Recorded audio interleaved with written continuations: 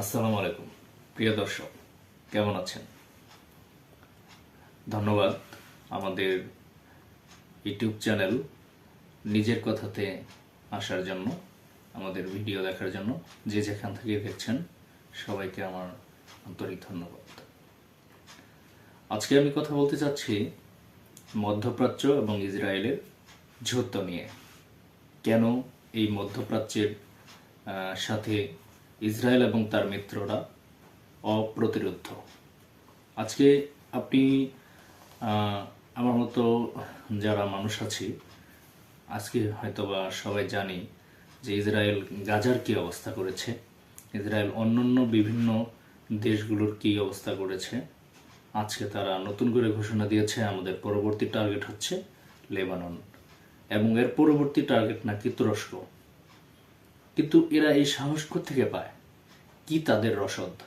কে তাদের যোগায় এত শক্তি? আপনি কি জানেন এই জো বাইডেন 85 বছর বয়সে এই মৃতপ্রায় বৃদ্ধটি আজকে একটি বিল পাশ করেছে, যে বিলটির পরিমাণ হচ্ছে $26 বিলিয়ন, যা ইসরায়েলকে সামরিক সহায়তা দেবে। কেন দেয় এরা এই সহায়তা? ইসলাম ধ্বংস করতে, নাকি বাধ্য হয় ইসরায়েলকে এটা দিতে? আমি যতটুকু জানি, আপনারা জানেন কিনা আমি জানি না, ইসরায়েলের যে মূল শক্তি তা হচ্ছে টাকা।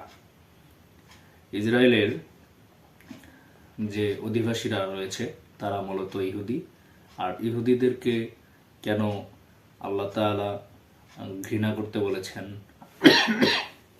অ্যাডলফ হিটলার নামে যে ব্যক্তিটি ইহুদিদেরকে মারতে মারতে বলেছেন, তোমরা দেখে যাও ইহুদিরা কেন এত হিংস্র, কেন এত ভয়ঙ্কর, এই পৃথিবীর জানা দরকার। কিন্তু আসলে আমরা অ্যাডলফ হিটলারকে কি করে ফেলেছি? খলনায়ক বানিয়ে দিয়েছি। আসলে কি হিটলার শুধু একাই গণহত্যা চালিয়েছে? উইনস্টন চার্চিল, তারপরে থিওডর রুজভেল্ট, এরা কি গণহত্যা চালায়নি? মিখাইল গর্বাচেভরা কি গণহত্যা চালায়নি? মিডিয়া প্রচার করেছে যে হিটলার শুধুমাত্র সারা বিশ্বে নাৎসি বাহিনীর দ্বারা অনেক। বন্ধুরা, আজকে হিটলারের প্রতি যে ইহুদি নিধনের জন্য অভিযোগ করা হয় যে হিটলার সারা পৃথিবীতে গণহত্যা চালিয়েছে, এই গণহত্যা কিন্তু নাৎসি বাহিনীর উপরও চালানো হয়েছে। কারা চালিয়েছে? ইসরায়েলের মিত্ররা, যেমন আমেরিকা প্রেসিডেন্ট থিওডর রুজভেল্ট, তারপরে ব্রিটিশ প্রধানমন্ত্রী উইনস্টন চার্চিল, রাশিয়ার সামরিক নেতা মিখাইল গর্বাচেভ, এরা সবাই মিলে কিন্তু জার্মানির উপর অনেক অত্যাচার করেছে। কিন্তু মিডিয়াতে সেটার কোনো প্রমাণ বা কোনো কথা নেই। এর কারণ কি? ওদের টাকা আছে।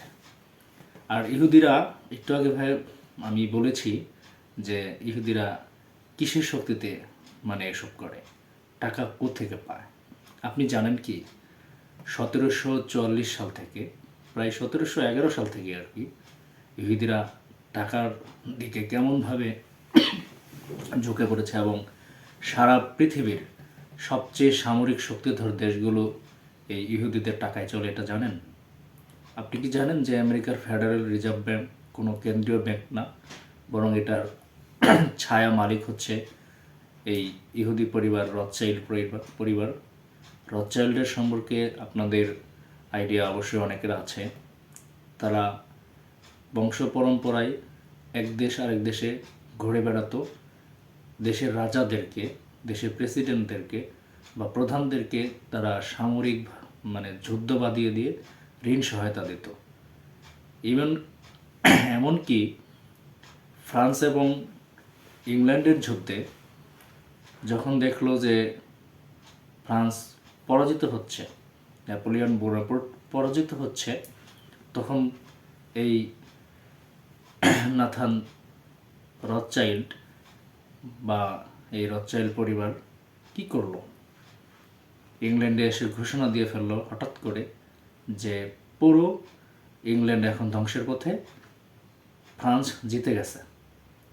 আর কথা বলে সে তার বিভিন্ন ব্যাংকের শেয়ার, বিভিন্ন সরকারের শেয়ারগুলো তার প্রতিনিধি তারা কিনে নিয়ে পুরো 200 বছর ইংল্যান্ডকে এই ইহুদি নাথান রথশাইল্ড পরিবাররা একদম গোলাম করে রেখেছিল। এখনও তারা গোলামি করছে। এই টাকা কিন্তু ফ্রান্সকেও দিয়েছে, এই টাকা ইংল্যান্ডকেও দিয়েছে, পৃথিবীর প্রত্যেকটা যুদ্ধের ক্ষেত্রে তারা টাকা দিত। এর কারণ কি? এই টাকা দিলে তারা তাদের সুদ পায়, সরকারকে কান মুচড়িয়ে কাজ করাতে পারে, সারা বিশ্বে যা তা করতে পারে। তাদের শক্তি হচ্ছে টাকা। আজকে এই আমেরিকা $26 বিলিয়ন যে সহায়তাটি দিয়েছে, সেটি সম্পূর্ণ ইসরায়েল ব্যবহার করবে সামরিক খাতে। সামরিক খাতে ইসরায়েল কি মানুষকে আদর করে? পুরো পৃথিবী জ্বালিয়ে দিয়ে তাদের স্বার্থে সমস্ত কাজ করছে।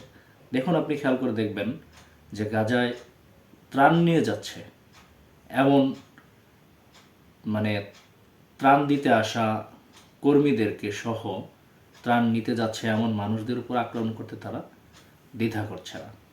কেন এত হিংস্রতা? তারা তাদের হিংস্রতার ক্ষেত্রে কখনো আল্লাহকে ভয় করে না, কখনো কাউকেই ভয় করে না। কারণ জানে সারা পৃথিবীতে তাদের দোসর আছে, কারণ তারা জানে সারা পৃথিবীতে তাদের রসদ দেওয়ার মতো গোলাম আছে। আর এই শক্তি থেকেই সে যাকে তাকে যেভাবে ইচ্ছা সেভাবে আক্রমণ করে যাচ্ছে। কিছু বলার চেষ্টা করলে তাকে শেষ করে দিবে বিভিন্ন কৌশলে। আর এটা করার দুঃসাহস আমেরিকা কিংবা অন্যান্য আমেরিকার মিত্ররা যারা আছে, ইসরায়েলের মিত্ররা আছে, কেউ করতে সাহস পায় না।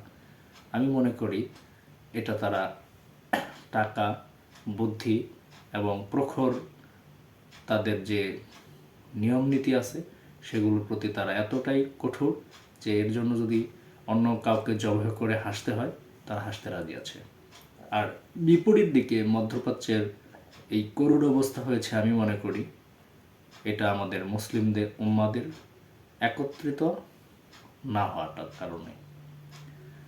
এই মধ্যপ্রাচ্যে দেখবেন ইসরায়েল আক্রমণ করেছে এমন যে দেশগুলো আছে, এর মধ্যে সিরিয়া, লেবানন, ফিলিস্তিন, তারপর ইরাক, ইরান, যত দেশগুলো ইসরায়েল এবং ইসরায়েলের মিত্রদের দ্বারা আক্রান্ত হয়েছে, প্রত্যেকটি দেশ দেখা যাবে যে ইসরায়েলের বিরুদ্ধে এবং আমেরিকার বিরুদ্ধে ছিল।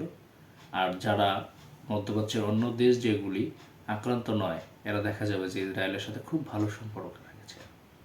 কিন্তু আফসোস, এই ইসলামের যে নামে যে দেশগুলি আছে, যাদের কথা ভাবলেই মনে হয় যে এখানে ইসলাম জ্বলজ্বল করে এখনো আলো জ্বালাচ্ছে, তাদের মধ্যে একতা নেই বলে পৃথিবীর যাচ্ছে তাই অবস্থায় এই খ্রিস্টান, এই ইহুদি নাসারারা যখন তখন যেভাবে সেভাবে করে যাচ্ছে, দেশের ক্ষতি করছে। প্রত্যেকটি দেশে গণহত্যা, তারপরে গুম খুন, নির্বিচারে অবকাঠামো ধ্বংস, বোমা, পারমাণবিক বোমা, ইভেন এমন রাসায়নিক অস্ত্রগুলো ব্যবহার করছে যা মানবতার চিহ্ন মুছে দিতে তারা বদ্ধপরিকর। আমরা কি মুসলমানরা এক হতে পারি না? আমি বিশ্বাস করি আজ হোক কাল হোক এই শাম দেশ, আল্লাহ রাসূল দোয়া করেছেন শাম এবং ইয়েমেনের জন্য। আমার বিশ্বাস একদিন না একদিন এই শাম দেশ মুক্ত হবে। এই শাম দেশের অংশ হিসেবে জর্ডান, সিরিয়া, মধ্যপ্রাচ্যের যে অংশটুকু আল্লাহ রাসূল বলেছেন, এটি একদিন মুসলিমদের পতাকা পথ করে ওড়াবে, সেই আশাবাদ ব্যক্ত করছি। আজ এ পর্যন্তই। ভালো থাকবেন।